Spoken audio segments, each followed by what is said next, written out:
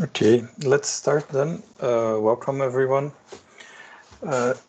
It's a pleasure to chair this event today as part of the works of the chair in surveillance studies at the VUB.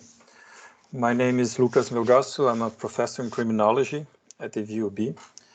And I'm very happy to receive today our colleague Rafael Evangelista from Brazil.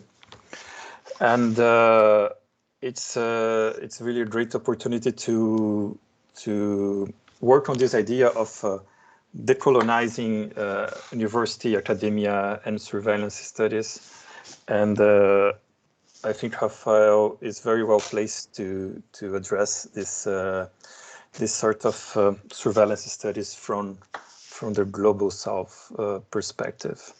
I'm sure we are all a bit overwhelmed with online meetings and Teams events, but I am too, I must say.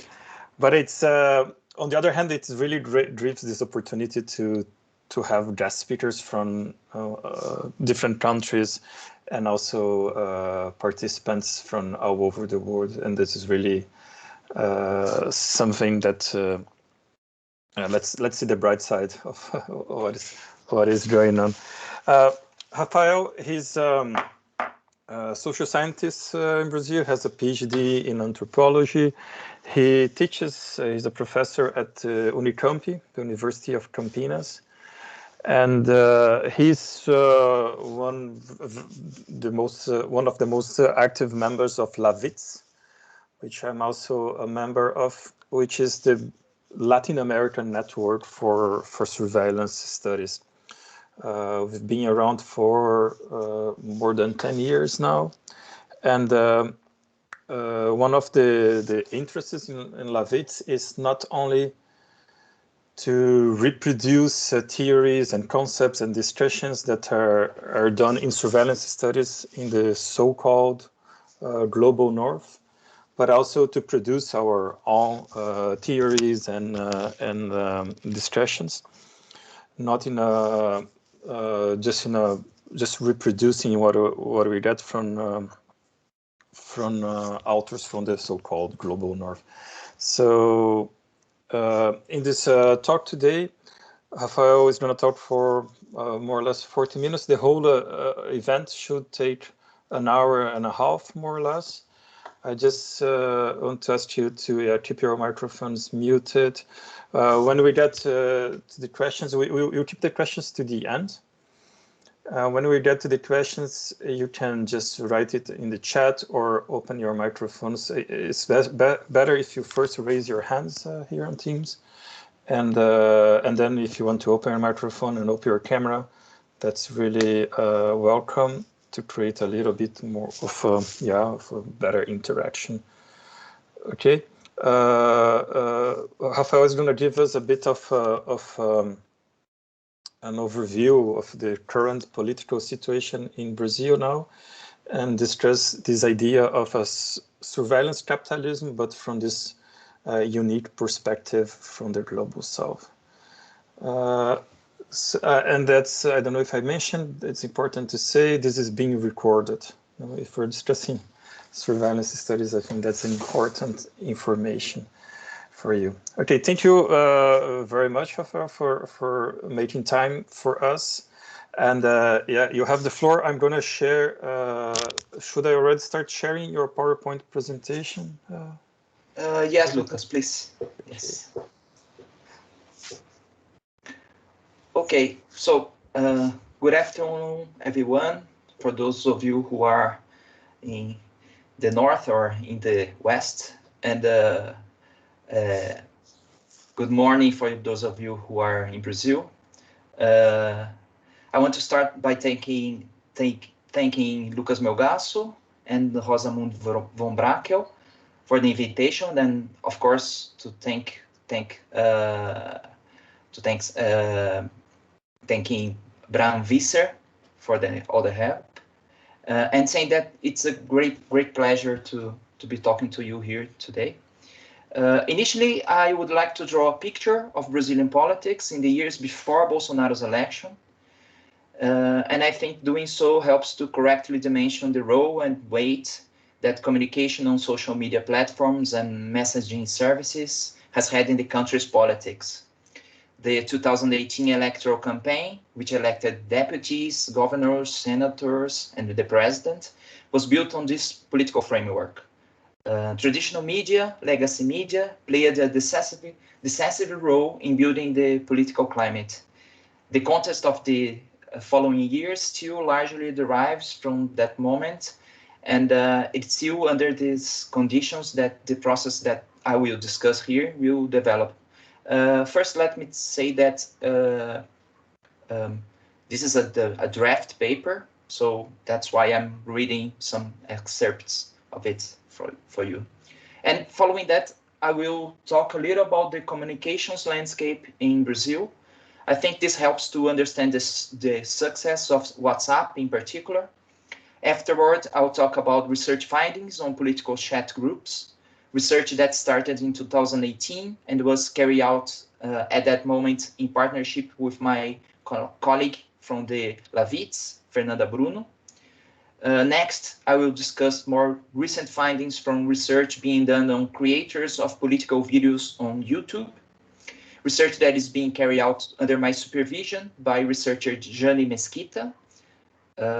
Finally, I will discuss how this process can be understood and the research framework I have been developing entitled Surveillance Capitalism in the Global South.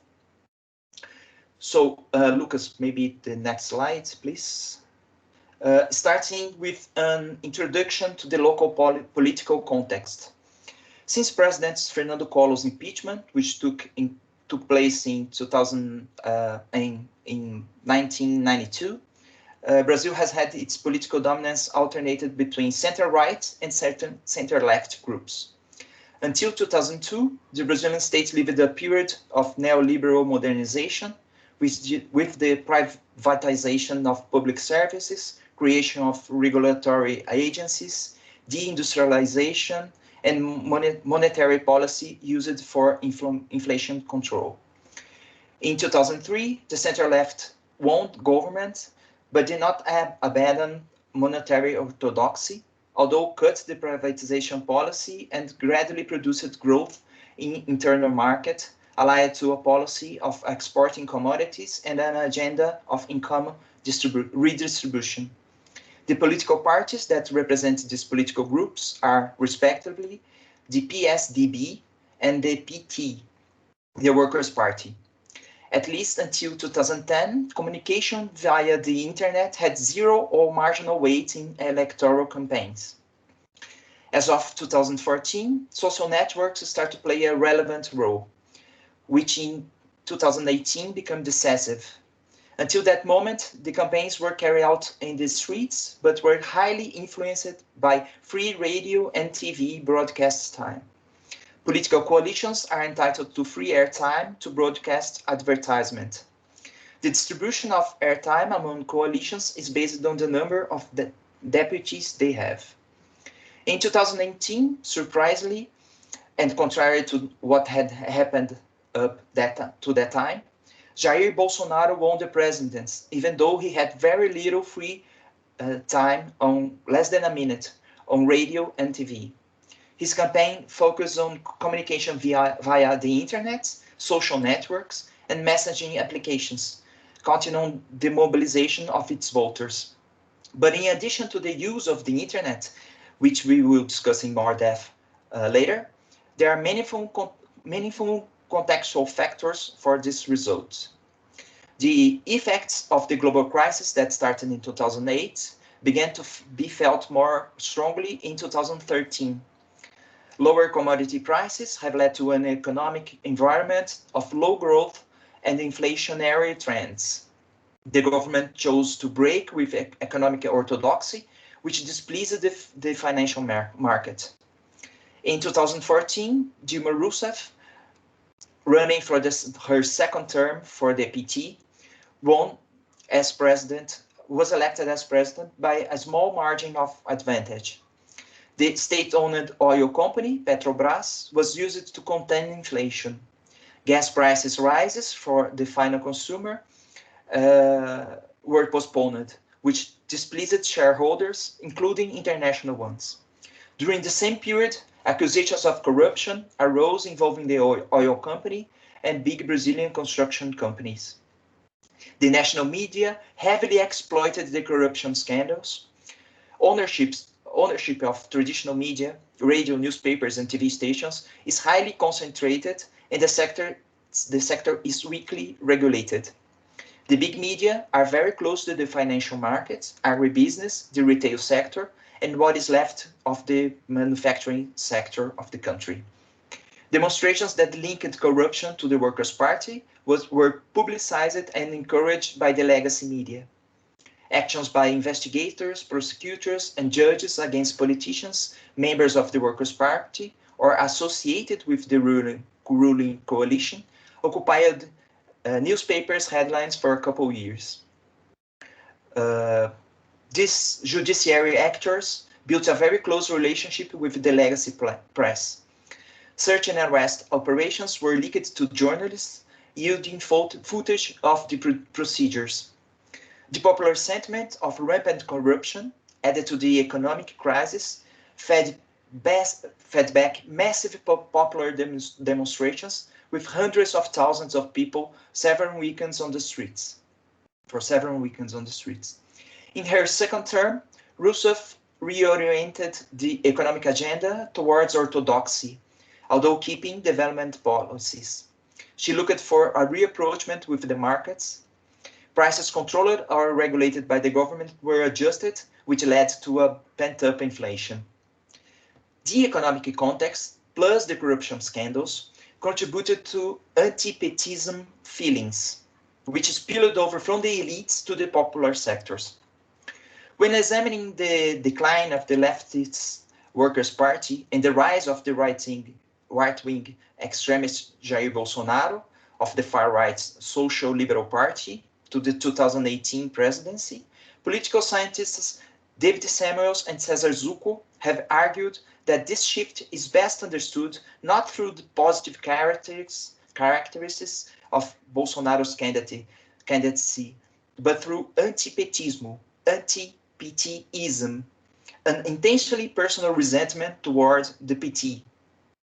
As a political cultural phenomenon, anti-Petism is historically linked to an attitude of the elites of urban middle-class sectors from Rio, São Paulo, and south of the country.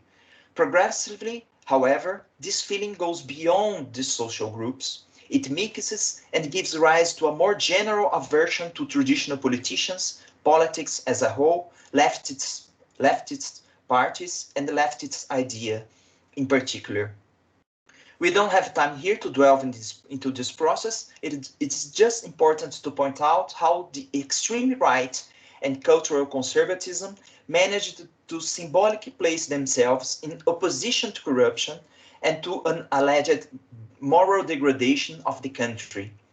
Even though many of the right-wing politicians have been part of the government coalitions for the last 30 years.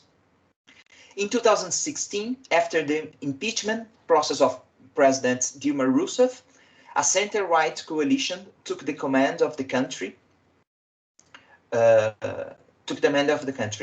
Right after that, there was some relief in inflation rates, but without economic recovery and with a timid resumption of growth.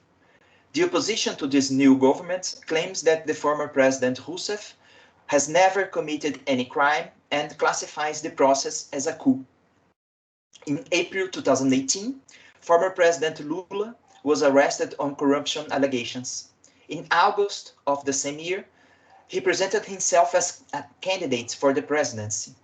But 2 months later, the courts ruled that his candidacy was illegal.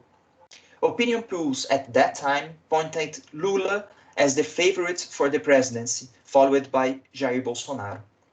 The perception of the political class was that, with Lula out of the running, a center-right candidate would rival a center-left candidate indicated by Lula, repeating the traditional opposition of previous years. That's why I give this brief historical background on the politics of the country.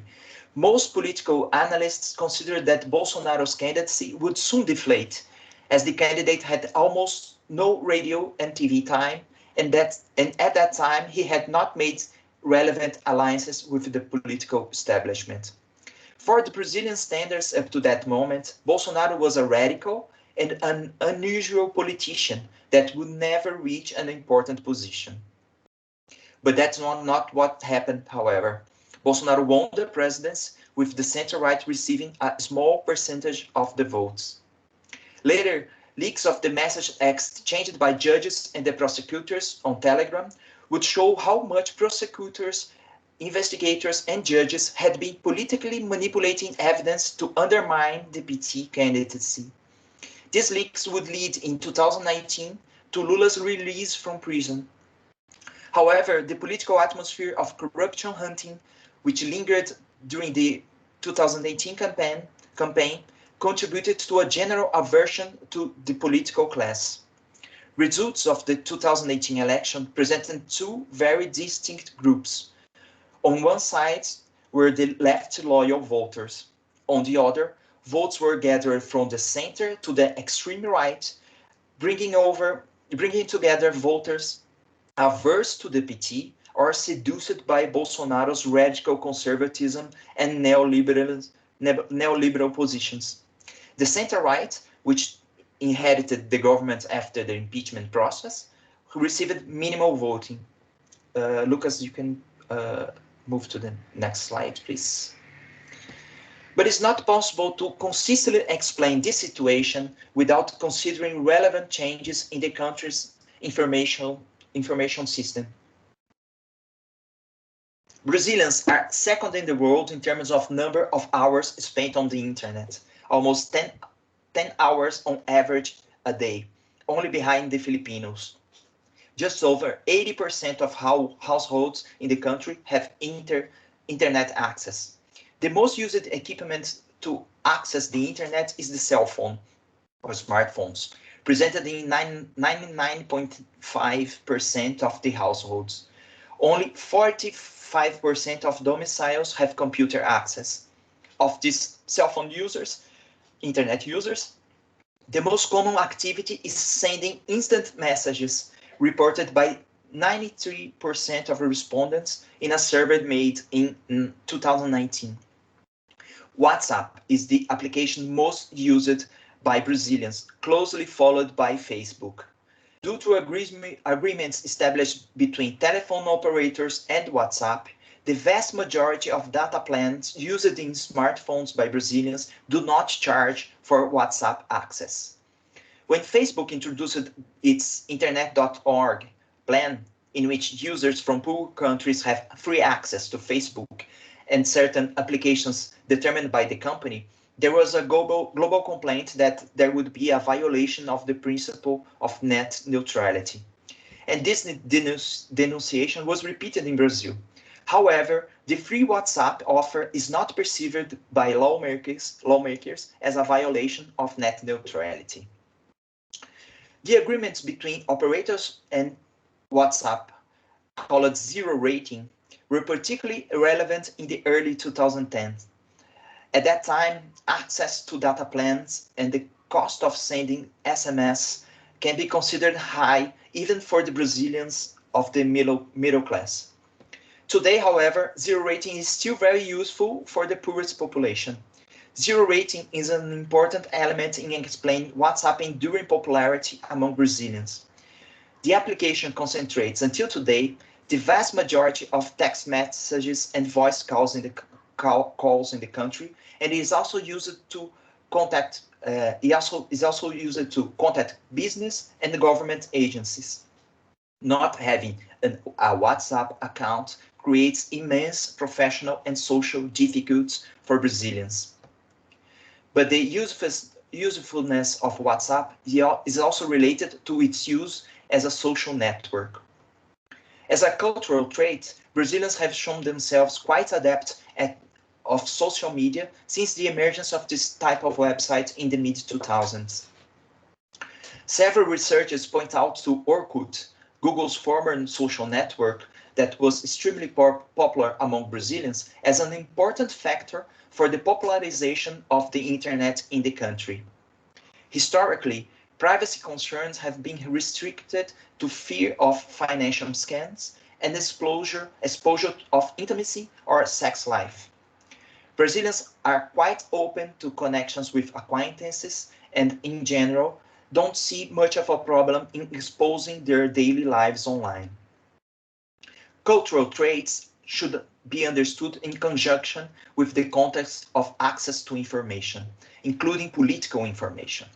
The Brazilian communication system, the so-called legacy media, radios, TV stations, and newspapers, is highly concentrated in the hands of a few private groups. Internet was seen as a shortcut to breaking this concentration, especially by progressive groups. Social media platforms in particular were perceived as an opportunity for direct contact with a broad audience. But when the political context started to change in Brazil in the mid-2010s, political groups of the right better positioned themselves to make intensive use of social media. The popularity of WhatsApp chat groups is one of the reasons the app should be understood as a social network. Limited to 256 participants, the chat groups often bring together members of small or large families, friends who meet weekly to play football, co-workers, among other groups. Chat groups are part of the social life. Open chat groups, in which membership is gained easily by accessing a link published on the internet, gather users who do not necessarily know each other beforehand. Open chat groups frequently revolve around specific themes or interests, like supporters of a political cause or a political party, supporters of a football team, or especially focus on the distribution of audio and visual content. Some of these content distribution groups often share sensationalist journalism or popular humorous content. Some charge their members a small monthly fee for doing a selective curation of content. It is important to underscore that WhatsApp chat groups also function as news channels. In addition to text messages, memes, videos, and audio are also shared. So people share all kinds of content in those chat groups. This content, in turn, is retransmitted, sometimes indiscriminately, to a whole other set of groups to which the individual belongs. Stories of family disagreements due to the distribution of political or journalist content in family chat groups are very frequent in Brazil. In shared interest groups, the conversation between members often accounts for the least amount of content exchanged.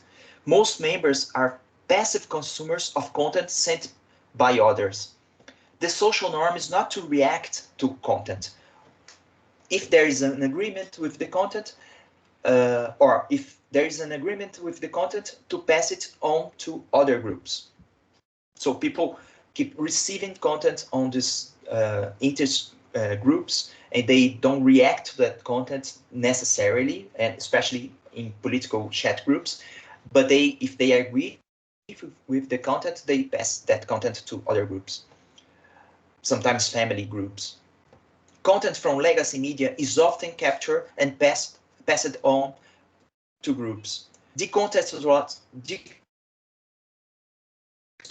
from the original information produced in sites and sometimes edited or modified, the content of legacy media is mixed with jokes, memes, rumors, conspiracy theories, and information distorted for political reasons, but information that emulates the text structure of professional journalism to pass as legit news. All those different types of content are transmitted by the same application that runs with no data caps. It is a frequent scene in Brazil to find groups of workers on lunch breaks, sitting on the sidewalks, keeping an eye on their cell phones, or people waiting for the bus or queues. Most likely they will be accessing WhatsApp chat groups. Anthropologist Leticia Cesarino, who also has been studying the far-right groups in social networks, lists four affordances that differentiate WhatsApp from social networks like Facebook. The four affordances are capillarity, trust, isolation, and rhythm.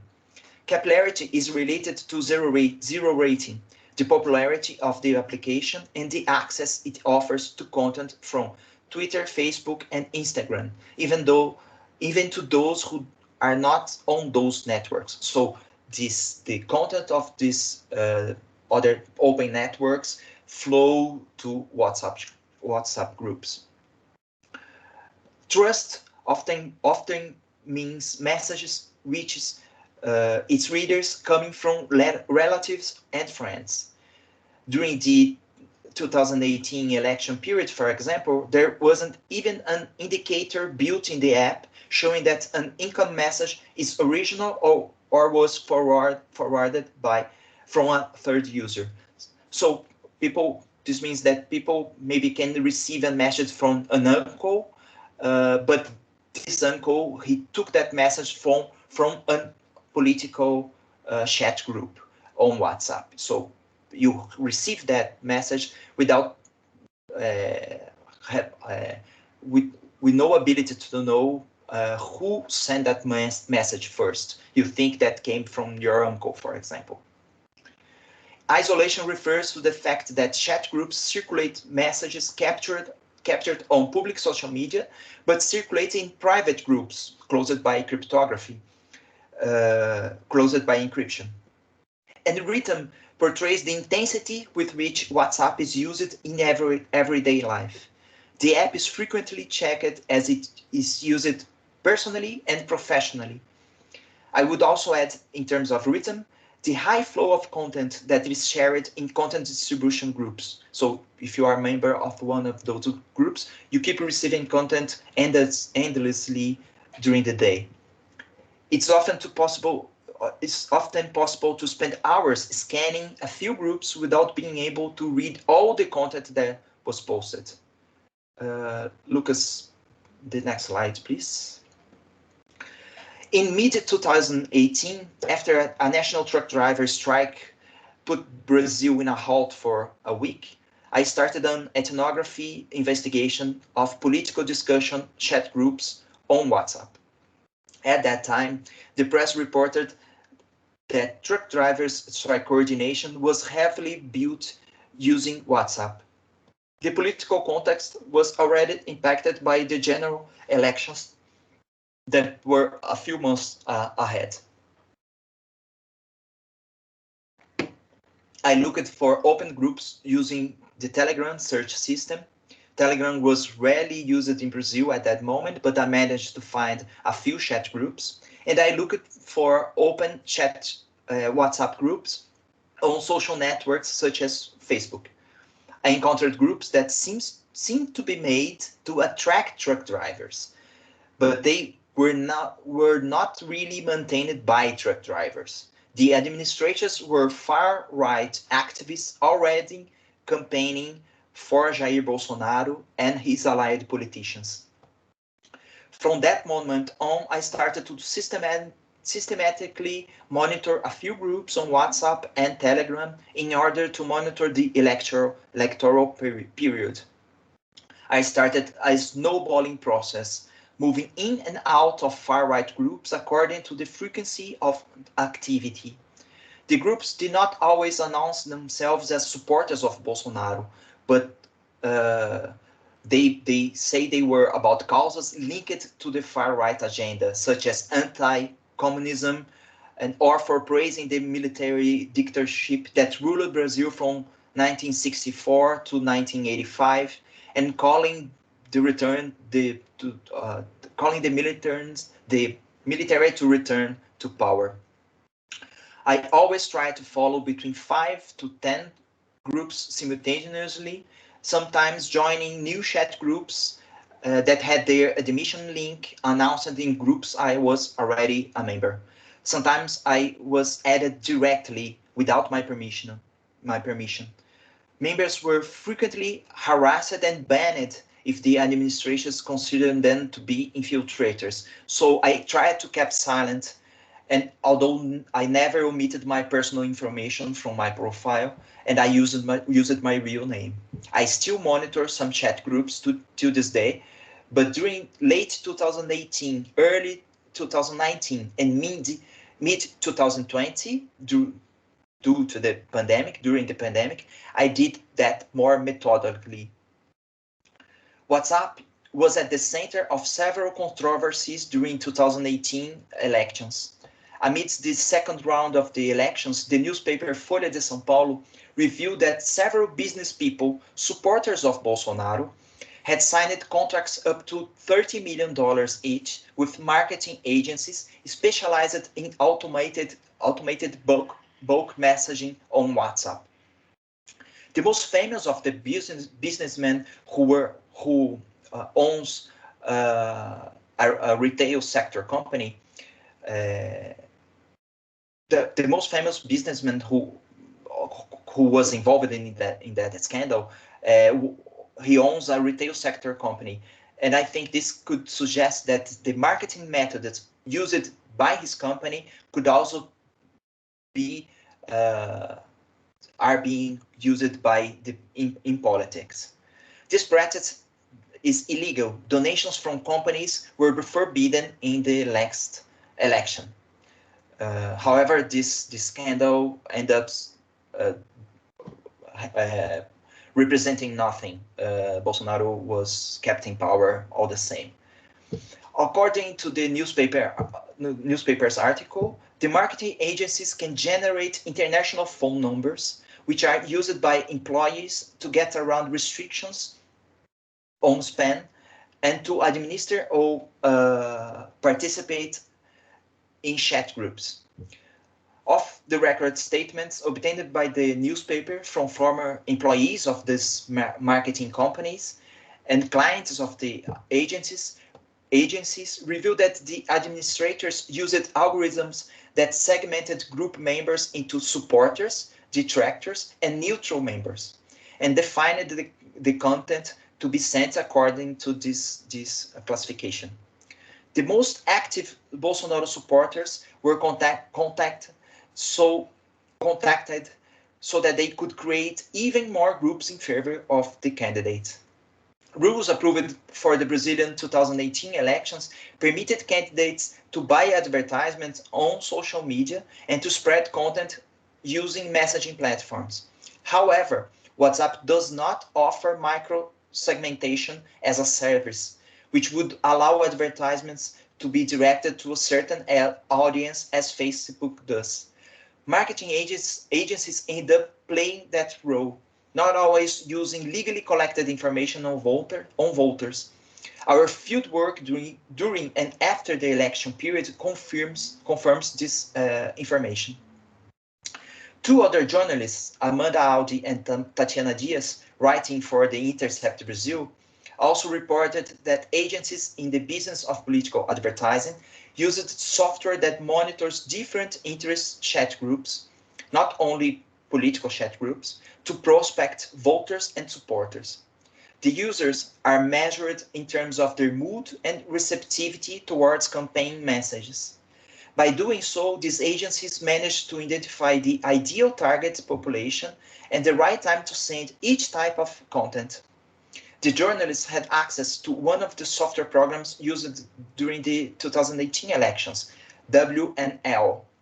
The software program monitored and distributed content in over 100 WhatsApp chat groups that ranged from diabetics discussion groups, football team supporters, Uber drivers, advertising groups for advertising job vacancies, and even groups of workmates or neighbors. Such segmentation was refined by the monitoring of reactions to content posted, raised as positive, negative, or neutral reactions. I told this already. Those rated as neutral get mostly, let me continue. Users rated as positive kept receiving similar information in favor of the candidate. Users rated as neutral get mostly materials contrary to the opponent. Negative users start getting more incisive treatment, receiving content that would tend to target values to the person, such as family and religion, in an attempt to inflate rejection towards the candidate's competitor, so Bolsonaro's competitors.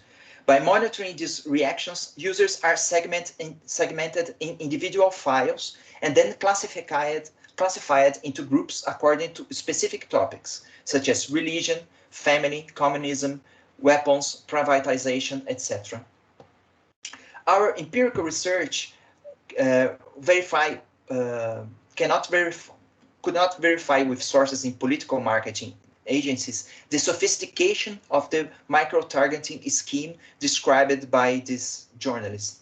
What we can corroborate is that the administration of the far-right political discussion groups we investigated tried to segment their topic by title, even though most of the content circulated is in support of Bolsonaro. It is interesting to note that some groups are like living organisms, having the title and subject of posts modified according to current issues.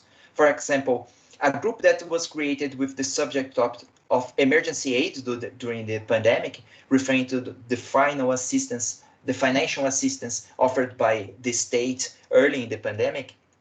During the US elections, that group was retitled to Donald Trump President. A second group, which with its topic more aligned with the support for Bolsonaro, I think it was TV Bolsonaro, at one point had the title changed to Information and Joy, starting to broadcast humorous videos collected on the internet along with posts supporting Jair Bolsonaro or attacking his political enemies. Groups can change its topics depending on the political climate, from an emphasis on political issue to entertainment, for example. We discussed it in more depth, micro-segmentation and the themes addressed in the groups in 2018 in an article co-authored with Fernanda Bruno and published by the journal Internet Policy Review. The paper was titled WhatsApp and Political Instability in Brazil, Targeted Messages and the Political Radicalization. In that article, we also discussed the work of Gustavo Rezende and some co-authors who mapped the exchanges of messages in over 300,000 WhatsApp political chat groups. It is a work from the field of computer science, which analyzes the types of content shared within publicly accessible, political-oriented WhatsApp groups, as well as the network structures that emerge from user interactions within and across those groups. The authors developed a system that displays the most popular content shared in the publicly monitored groups daily. Among other conclusions, the authors identified characteristics that indicated that the presence of clusters of groups with members in common. They constructed a graphical model of the relationship between members, which will reveal a network of users who were associated because they shared images in at least one group they have in common. There are also a few users who serve as bridges between two or more groups, linked by multiple users at the same time. Additionally, a few users work as big central hubs, connecting multiple groups simultaneously. And some groups have a lot of users in common, causing these groups to be strongly interconnected, making it even difficult to distinguish them. In our paper, among many other problems involved in the use of a platform like WhatsApp in an electoral campaign, we point out one in particular: the invisibility of the organization of the actors that produce, monitor, distribute, and/or direct the content viewed or shared by most users. We found evidence of a network structure on WhatsApp groups that show the coordinated activity of some members. Regular WhatsApp chat group members can notice if they are being monitored or laterally surveilled by other group members or even other second-hand observers outside the groups. This network structure that acts on these political chat groups was not dismantled after the elections. The group's agenda shifted from a specific focus on elections to other matters of daily political life, such as opposition to lockdown or to social distancing measures during the pandemic, accusations of corruption against the president's political enemies, or attacks on the legitimacy of the Brazilian Supreme Court. Another important change was the greater integration of Telegram into the strategy. The change in the WhatsApp terms of service in early 2021 does not impact the action of this network structure at all, but the public commotion was an opportunity to build new groups on Telegram. Telegram has different architecture characteristics from WhatsApp that imply different affordances. For example, the absence of limits on the number of group members or the identification by default of the author of the message. I will not address these different affordances, these issues here. I just want to point out that the impacts this new platform impacts the control strategy of the circulation of content as was developed for WhatsApp.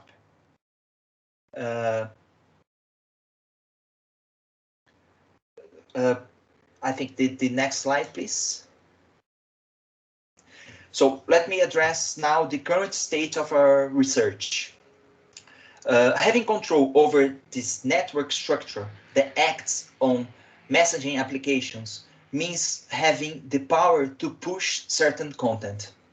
These contents can circulate internally, that is, videos, audios, or text that have already been uploaded to the platform and are passed on to users, or they may be hosted on other platforms, such as the web, YouTube, or Facebook. The push of content to make it viral in groups ends up impacting the algorithm that works on platforms like YouTube. When the algorithm identifies content with growing demand, it registers an interest in that content. It starts to push that content with the tools used by the platform, suggesting this content to users. The platform's audience is surveilled and receives content with suggestions based on their potential interests. So we have two layers of surveillance: monitoring and content suggestion that work in synergy.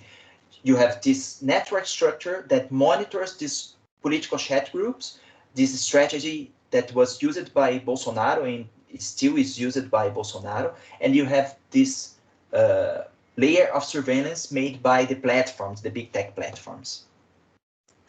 Our present research has followed Brazilian YouTube channels identified with the far right, supporters of Jair Bolsonaro, and YouTube channels in which videos are frequently in circulation in chat groups that support the president. We argue that small video producers, almost amateurs, on YouTube and pseudo-journalistic sites backed by Google Ads and the like, identified a business opportunity and turned their production to serve the interests of the far right. The set of channels we have researched in depth includes some that have moved away from an editorial line more oriented towards entertainment and gossip journalism and turned it to political commentary. Doing that move, they saw their visualization numbers, their audience numbers increase dramatically. Our research has revealed an extensive ecosystem of producers who follow the themes and positions expressed directly by the president or by his supporters in chat groups. creating an important sounding board for the far right. This media production does not need to be directly financed by the far right, as the profits are obtained from the platforms via monetization of content. At the same time, there can be direct funding from the audience through donations. This complementary strategy is important for times when platforms, pressured by complaints related to misinformation, punish channels with a ban or restriction on monetization. So the channels, when they are banned by YouTube due to spread of disinformation, they can always reach for the audience to gain financial support. By pointing out economic interests, we are not denying the possible ideological affinities between content producers and the far right. We understand that the reasoning is complex and it involves a varied set of motivations. The aim here is to underline how the control of content distribution on messaging apps that are used as a social network works as a tool for recruiting media labor. So they are able to gather media labor because they control the flow of information. Barely professional channels with few viewers became big in a short time, with numbers higher than the traditional professionalized press. On some of these channels, in just a few hours, a video about a bombshell statement made by the president, and he does that a lot, almost every day. One of these videos can reach up to 1 million views, or more than 1 million views, not up to 1 million views. That happens if the video is chosen to circulate on the chat groups by those who control the administration of those chat groups. Over time, producers have adapted and developed techniques for making content viral to viralize content that gave them a reach comparable to the legacy media. The most frequently used editorial tactic is sensationalism and clickbait. For example, announcements that a military coup is coming are very frequent. A regime change that is constantly called for by the president's base of supporters. The radical supporters of the president, they always claim for coup d'etat that put the militaries back in power. During the pandemic, false news emerged about medications or allegedly false reports in the number of people killed or hospitalized. The supporters of the president maintained that the governors of the states in Brazil were lying and about the number of deaths just to get more money from the government. None of them are dedicated to the established, during the pandemic, false news emerged. In this regard, in addition to political ideological labels, it is necessary to classify these channels as conveyors of disinformation. None of them are dedicated to the established process of journalistic good practices. So they don't do any check, they don't check the information, they use information that please them or please the president, etc. It can be said, and I believe it would not be wrong, that comparisons are appropriate with the global context of disinformation spreading, especially in the US. We have, however, tried to use in this and other cases involving informational platforms, the theoretical framework we have called surveillance capitalism in the global south. Lucas, please, the next slide. We are aware of the criticisms of the term surveillance capitalism, and we share many of those criticisms. I wrote a review of the book on surveillance and society, published by Surveillance and Society. We think that the concept is very closely related to others that are being used in the literature, such as platform capitalism, data colonialism, digital colonialism, among others. We do not want to go further here in the defense of the adoption of this term in particular. We would just like to underline, on the other hand, our focus on examining relationships that take place in the context and are guided by a capitalist dynamic of labor exploitation, even though within the informational era. Simultaneously, it seems to us that these are obviously surveillance processes. That is, they comprise, and I quote, the focused, systematic, and routine attention to personal details for the purpose of influencing, managing, protecting, or directing. Thus, we consider that debate about surveillance capitalism help us to perceive social relations central to our research problem. But what does it mean to open the term surveillance capitalism to imply it in the global south, or to imply the global south in it? Firstly, is about stating particularities. Historically, capitalism has been marked by the production of asymmetrical social relations and exploitation between specific regions of the planet. It doesn't seem to us that these asymmetries disappear today. Understanding whether and how asymmetries are remade or rearticulated seems to us to be a promising field of investigation. An important element is a renewed understanding of the terms Global South and Global North. We do not want to restrict the terms to populations in specific geographic regions. People in a state of social and economic vulnerability are moved or are forced to move to northern countries looking for better opportunities. However, the unstable condition of the migrant, which is often also marked on the physical body, ethnically and racially, means they still keep being marginalized. And the same is true for some segments of the northern societies who are legal citizens but carry in their bodies a history of exclusion and marginalization. So there's a bit of global south within the global north, geographically or speaking. Likewise, it is necessary to understand how the global north interpenetrates the south. Since the colonial period, capitalism has demanded local actors who can be executors and controllers of exploitation processes. Actually, this means the historical reproduction of privilege to certain groups, which move with ease through the political, cultural, and institutional structures of the global south societies. This is often mixed with ethnic or racial markers that have a particular way of functioning in specific contexts or societies. It is worth mentioning the concept of coloniality here, as proposed by Aníbal Quijano, in which political, racial, and social hierarchical orders imposed by colonialism still prescribe values to certain groups while disenfranchising others.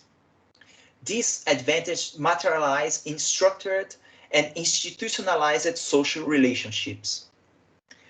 To carry out research with this approach, we have been using three axes of analysis: surveillance capitalism in the global south, in which the south is in here understood as, in this axis, as a geographic region with high adoption of big tech platforms. That's why I talked a lot about the adoption of WhatsApp. And the second axis is capitalism from the global south, in which we focus on the local actors operating surveillance capitalism, and surveillance capitalism from the global south, in which we try to frame our research questions from the perspective of global south bodies. And going back to our example under discussion, which links surveillance capitalism and stimuli to the production of disinformation in Brazil, it is important to highlight the conditions that led to the immense popularity of WhatsApp in the country. That's why I'm talking a lot about zero rating and why WhatsApp is so popular. It is a fact that barriers to accessing good communication tools, be it cell phones or high-speed internet, created conditions for a messaging application to become essential in the country. At the same time, surveillance capitalism, which places data collection at the center of its business model in favor of operations of behavior prediction and modification, helps to explain why an application can be offered for free and with unlimited data traffic in a zero rating policy.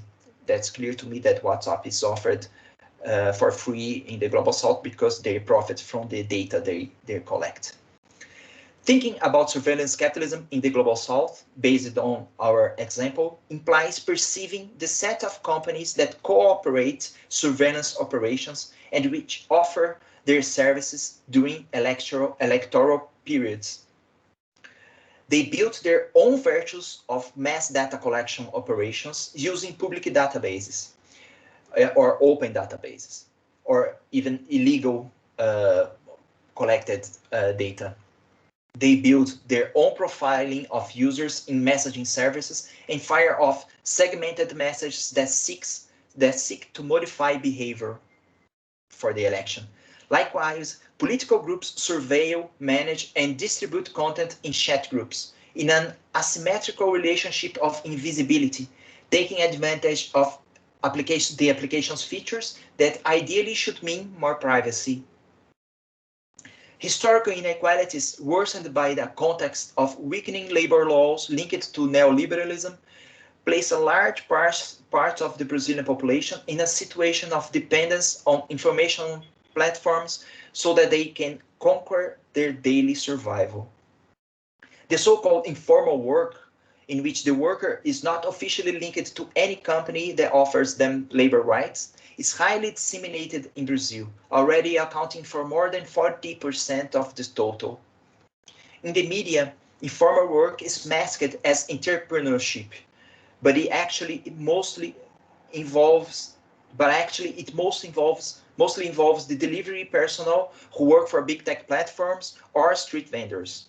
So the informal work here is made by people who work for Uber Eats, etc. Uber Eats not so popular here in Brazil, it's iFood. To decline to the terms of servicing of a messaging app like WhatsApp means not having an essential tool to achieve daily survival. To access big tech platforms mean opportunities to access work and information.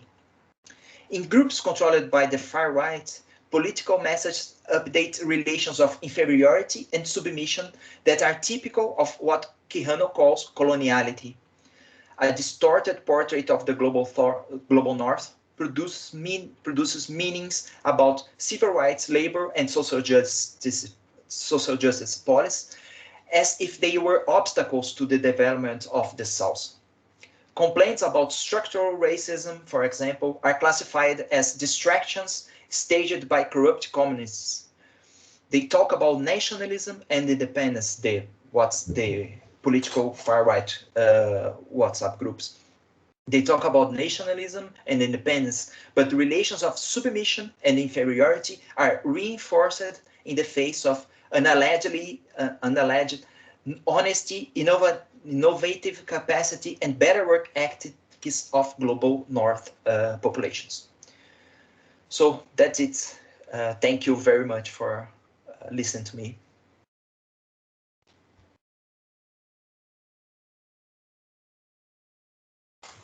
Thank you, Rafael.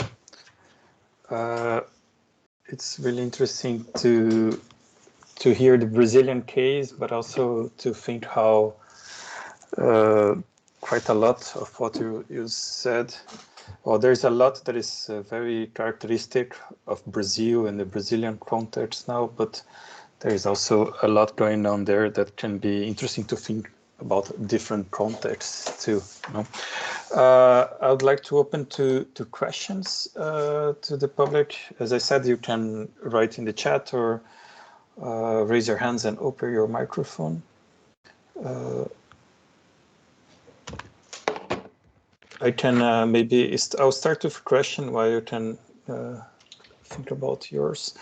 I was wondering, Rafael, not that long ago, I mean, if I'm not wrong, in 2015, we had like a big Lavits conference in Rio about surveillance, and still in 2015, we were quite excited when talking about social media and these possibilities of bottom-up action and how this would, be revolutionary and everything.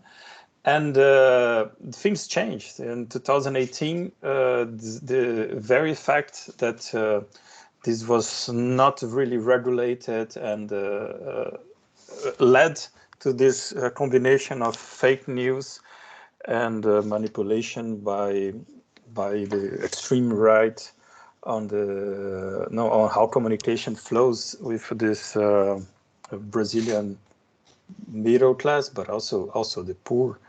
And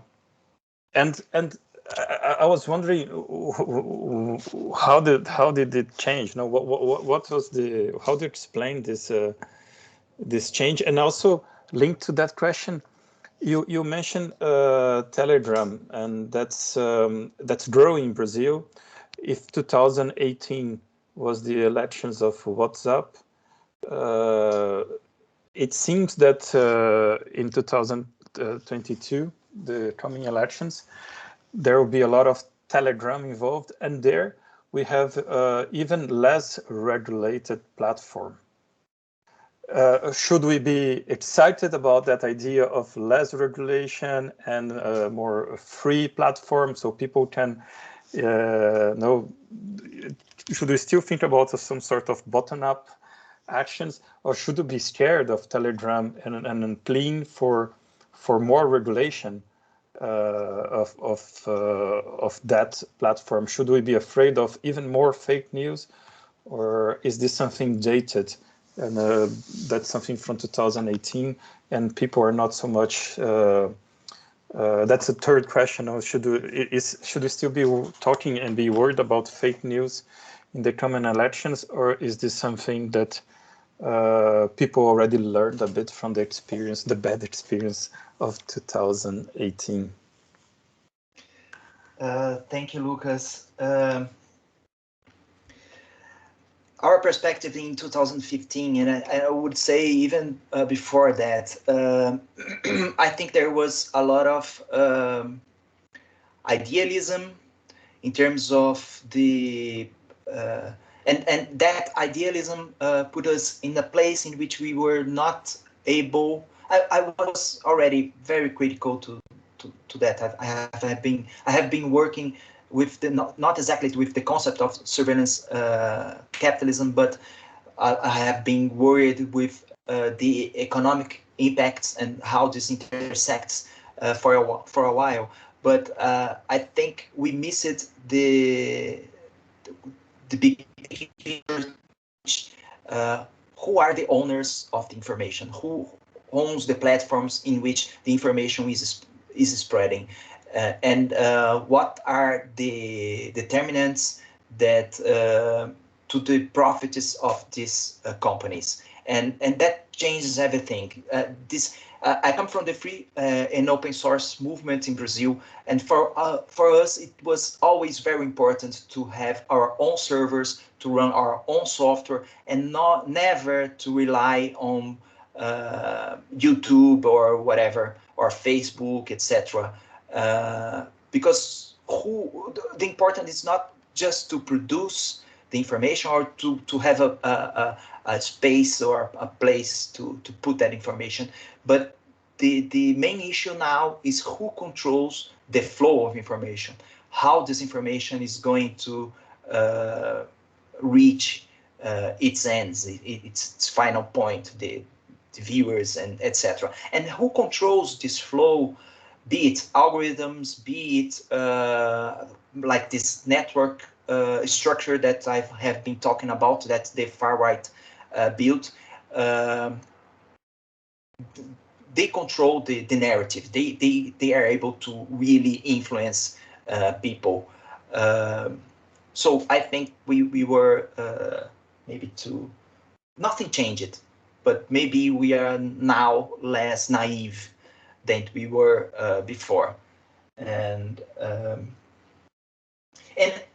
I think the fake news will still be very important in Brazil. no matter what. Maybe now the political context is different, so that doesn't mean that Bolsonaro will certainly win the re-election.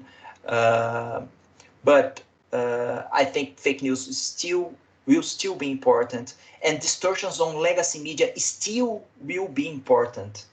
The way that this, because that's why I wanted to bring all this context in this presentation, because I don't want to say that WhatsApp is responsible for everything. No, but WhatsApp was very important in that strategy. But WhatsApp used a lot of, or the political actors that built that network structure operating on above WhatsApp groups, they were able to use pieces of information from legacy media, and they were able to understand the popular sentiment and redirect this popular sentiment towards their goals. And I think about Telegram, that's a really good question, because people have been talking about Telegram as the big new villain, like, oh, Telegram is going to be, if WhatsApp was bad, Telegram is worse. And I'm not sure about that because of the different affordances. Because if you have a small group in WhatsApp, that group means intimacy, that group means confidence, trust, people trust each other. Or if you are in one of those big chat broadcast groups or chat groups of Bolsonaro's far right, and I'm a member of a few, you see thousands of people together. So it's impossible to, it's not really a chat group. You can post your messages, everyone can post their messages, but there's no really any conversation happening. It's just an infinite flow of videos, etc. This means that these videos are still reaching people, but they are not reaching people as they were before. So and this is really hard to understand completely or to predict the effects. But I bet it's not the same. And also, when you forward a message in Telegram, Telegram says or marks who are the first author. That means that people or naive people who are in family chat groups, they receive a message from a parent, they will know that the parent is not the author of that message. So I think what I would do to predict the impact of Telegram is to first I would look to the affordance that Cesarino tells us. I think that set of affordances is very important, and look for what changes in Telegram. What I have been seeing is that the groups are getting more extreme, and that's not always bad, because they are almost, of course, they are able to recruit some people or to, but the possibility of these messages to reach reasonable persons is not the same. You know, like if you, they are really immersed on conspiracy theories, and you have to be, you cannot go full on that if you want to reach someone who is not so immersed in that environment. So I think WhatsApp, Telegram will be effective only for the Bolsonaro supporters who are already Bolsonaro supporters. They will still talking about military coup. They will still be complaining about the communism taking Brazil. or still complaining about gay rights, etc. That's it. Thanks, Rafael. I see there is a hand from Bram. Yes, hi, good afternoon or good morning. Thank you, Rafael, for the interesting presentation. I have a question about, as you mentioned, you don't think WhatsApp is necessarily to blame, so to speak, but has kind of been an enabler of this whole movement. So with that in mind, I was wondering whether there is any possibility for the other side of the political spectrum to leverage that that ability to gain momentum, or have you encountered any counter movement to those far right chat groups like super leftists, or how come that that these groups have not been able to generate the same success as the far right movement has? There are a few left-wing groups, but there are not many, and then they were not very important in the 2018 elections, and I don't think they will be in the next elections. The left mostly uses open social networks like Facebook and Twitter, but mostly Facebook. And the point is, I don't think the strategy of the far right translates very well to the left, even to the far left. Or if it translates to the far left, that far left becomes something very similar to the far right. Because the left have been trying to, in a way, not produce the same type of messages or extremist messages, and they are not able to get the same reach that the far right have been getting. I don't think, because I don't see on YouTube, for example, how can we produce, because can left-wing sensationalist content be produced or spread? I don't see that, because there's something about the Brazilian media as well. Sensationalism in Brazil is strongly connected with the far right. It is against human rights and is in favor of the prison of many people, like so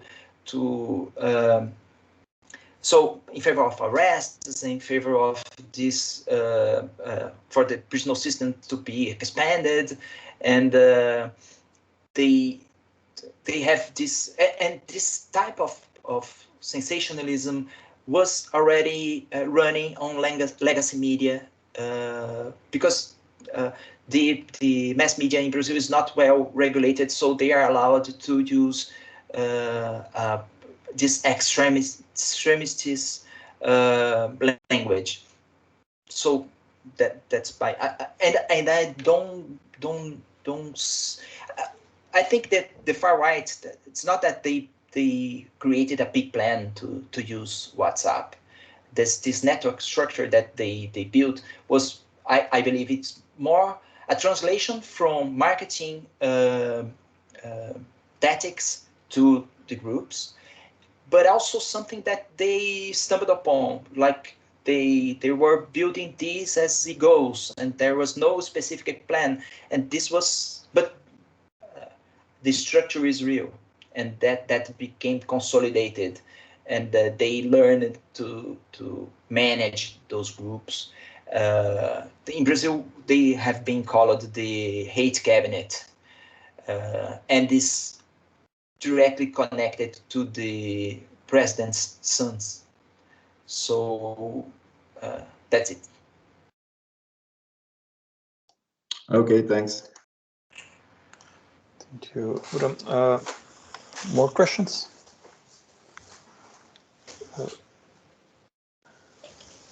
I wanted to ask you if this you put it as something, this sort of strategies to use WhatsApp and social media to collect data to classify the users in different types of profiles. Is this something that only exists on the right-wing side of the spectrum, or because this is something that we see? I've come across this on Twitter, for example, saying that these strategies were also actually invented by the left and took over by the right. Do you see this is also happening on the left side of the political spectrum in Brazil? No, probably the left used bulk messaging.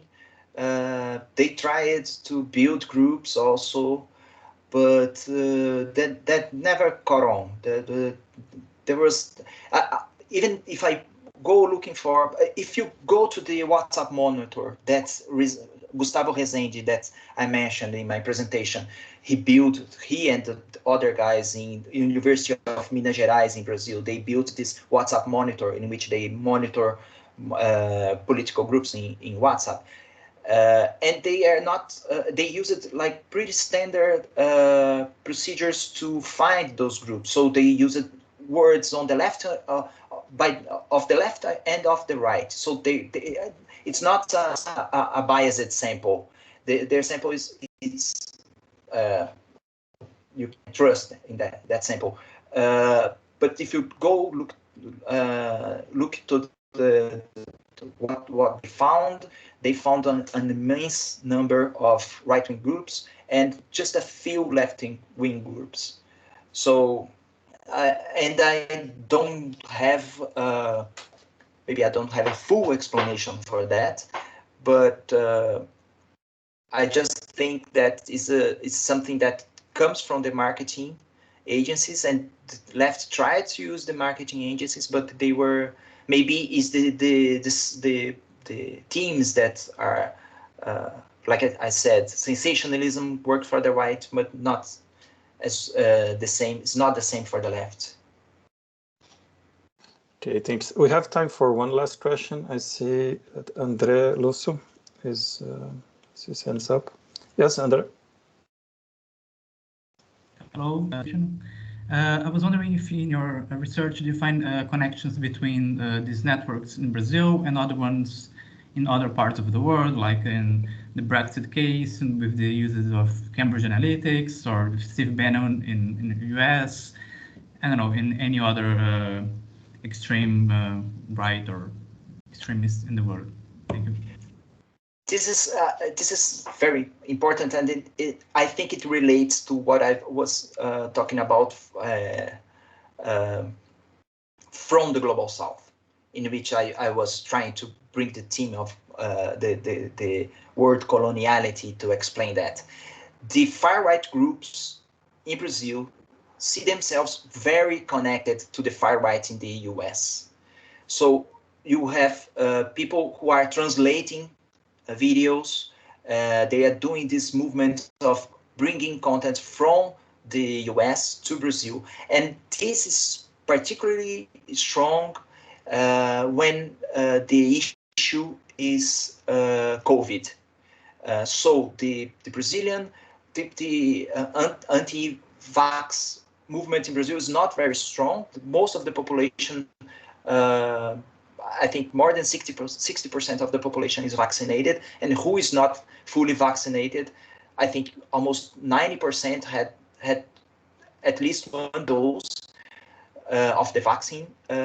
So Brazilians are not against vaccines, but the opposition to vaccines in Brazil are really connected to the position in the US, and they are also against the passport mandates, the vaccination mandates, passports, and it's really an issue that is foreigner to Brazilians, because we don't have we have a tradition of having, carrying our IDs in the streets. Privacy is not important in that sense for us. Of course, I'm generalizing, but the president and these groups are trying to frame the issue of vaccination passports as an issue of freedom or liberty, in the same way that this issue is framed in the US. So and that happens not just for, of course, for vaccines, this is more relevant, but for economic issues, sometimes there's some connection, and there's some connection between churches in Brazil and the US. That means that the agenda against abortion or against sex rights, that's it's not just one in one direction, but it's more common to come from there to here than the opposite. I don't know if that addresses your question. Yes, okay, thank you. Great.